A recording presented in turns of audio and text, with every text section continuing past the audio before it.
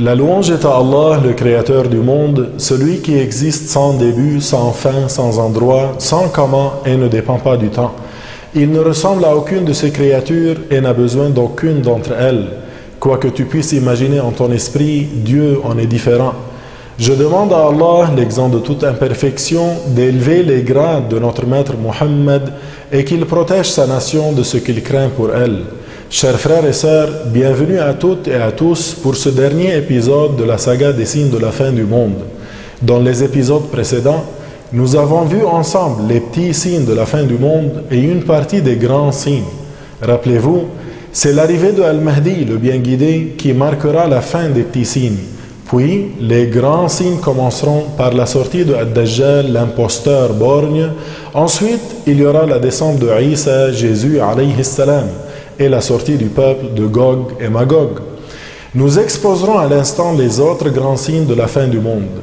Il y aura en quatrième place le lever du soleil à partir de son couchant, c'est-à-dire que le soleil se lèvera du côté de l'ouest au lieu de se lever de l'est. Cinquièmement, il y aura la sortie d'un animal particulier de la terre qu'on appelle Ad-Dabba, dans le sens d'une bête. Cet animal, cette bête, parle aux gens et distingue le musulman du mécréant. Elle les reconnaît et personne ne peut s'échapper d'elle. Elle marquera le mécréant mécréant et le musulman musulman. Ces deux grands signes, le lever du soleil de l'ouest et la sortie de la bête de la terre, se produiront le même jour entre l'aube et le temps de Ad-Duha. Ad-Duha est environ 20 minutes après le lever du soleil. Après cela, aucun repentir ne sera plus accepté. Le sixième grand signe est une fumée qui va descendre et se propager sur terre. Cette fumée incommode énormément le mécréant, tandis que le musulman ressentira l'effet de cette fumée comme un rhume bénin. Pour ce qui est des septième, du huitième et du neuvième grand signe, il s'agit de 3 ouvertures terrestres qui auront lieu à 3 différents endroits. Ces fissures engloutiront tout ce qui se trouve sur terre. Il s'agit de 3 ouvertures, une qui se trouve à l'est, l'autre à l'ouest et la dernière dans la péninsule arabique. Ces 3 fissures se produiront dans un laps de temps rapproché. Certains savants ont même dit qu'il se peut qu'elles se produisent en même temps. Et enfin, il y aura un feu envahissant qui va venir du fond d'Aden, Aden, qui est une terre au Yémen. Les gens se dirigeront vers l'ouest pour échapper à ce feu. Chers frères et sœurs, voilà brièvement les 10 grands signes de la fin du monde. Voyons maintenant ensemble d'autres détails concernant la fin des temps. La dernière des villes islamiques à être anéantie sera Médine, tout comme cela est parvenu dans le hadith rapporté par At-Tirmidhi, ce qui signifie la dernière des villes de l'islam anéantie sera Médine, l'illuminée. Nécessairement, chers frères et sœurs, Médine est dans un meilleur état que les autres villes, que ce soit dans le passé ou dans l'avenir.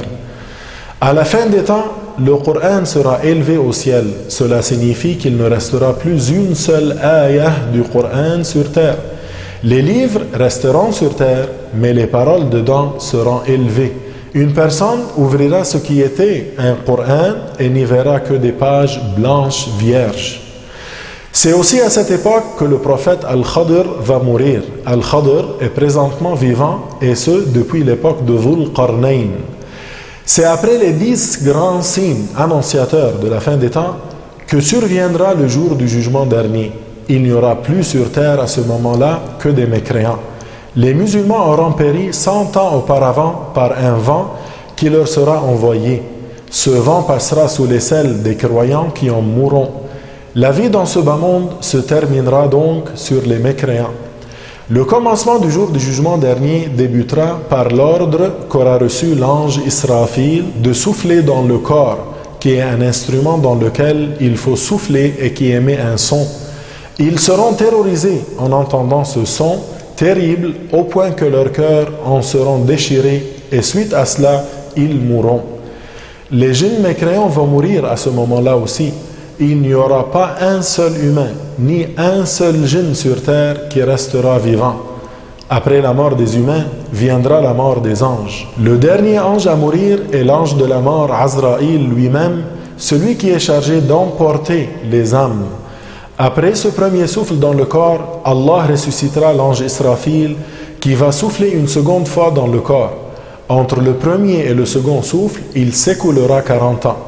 Au deuxième souffle, tous les morts reviendront à la vie et sortiront de leur tombe pour se diriger au lieu de l'interrogation. Les gens seront interrogés sur ce qu'ils ont fait dans cette vie du bas monde et leurs actes leur seront exposés. C'est le jour du jugement. Que Dieu fasse que nous soyons agréés par lui, le très miséricordieux, et que notre jugement soit en notre faveur. Que Dieu nous accorde son paradis éternel et nous y fasse entrer parmi les premiers. Amin. Chers frères et sœurs, la louange est à Allah. La saga des signes de la fin du monde est désormais complétée. Comme vous avez pu le constater, le jour du jugement dernier approche à grands pas. Les petits signes de la fin du monde se multiplient, conformément à ce que notre prophète nous a appris il y a 14 siècles déjà. C'est pourquoi je vous recommande, ainsi qu'à moi-même, d'apprendre la science de la religion que Allah a créée, l'islam, cette religion honorable. Apprendre nous permettra de se préparer à ce grand jour. Celui qui n'apprend pas ne sera pas prêt au jour dernier et regrettera ne pas en avoir fait suffisamment avant de mourir. Mais à ce moment-là, ni regret, ni remords, ni repentir ne seront possibles. Alors, profitez de vos jours présents, de votre santé et de votre jeunesse pour apprendre et surtout appliquer les bons enseignements islamiques qui seront, Inch'Allah, la clé de l'entrée au paradis, qui se fait en accomplissant ce que Dieu nous a ordonné et en évitant ce qu'il nous a interdit. Enfin, je vous suggère aussi fortement d'œuvrer dans la propagation de cette science essentielle. Barakallahu fikum. Que Dieu vous protège, que Dieu vous récompense, et je vous dis à la prochaine pour une nouvelle saga tout aussi passionnante, Inch'Allah. À très bientôt.